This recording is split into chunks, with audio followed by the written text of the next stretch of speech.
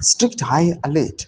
Justice Charles Wongwe sarapita mashoko ari kuda panguva ine pari kunokonzi at the moment patiri kuona kuti veterans, lieutenants, generals, air marshals, and all the people anokonzi they pose as a threat to the Zvigananda faction or maybe to the future of the Cape 3 panguva ine. Those people, they are dropping, they are being removed. Some of them are dying at a faster rate. Nzarabira mashoko a warning yoya ichipiwa kuna Justice Charles Wongwe from the anti-Zvigananda faction vanozviti the chikora Zvigananda faction.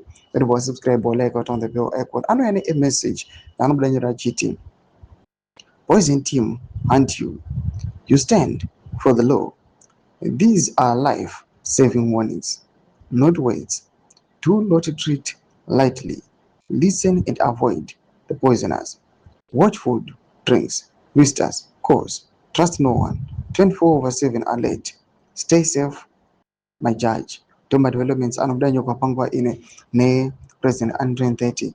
Message yaruga director kuna Justice Charles Wongwe pangwa ine achiti these are not just words, but these are life-saving warnings. Aruga pangwa ine achimupa achiti awa kuna vakomana vanoonekwa kunzi vane tsika yakashata yekunosvika vachinoenda the lives kana kunodestroy kana kunopoisona people. Ndo ari kuuya panguva ine achiti you must be careful with what you eat, you drink, people you meet, calls you answer, and the likes.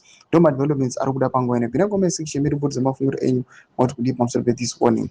So subscribe or like, but you want to turn the bell icon.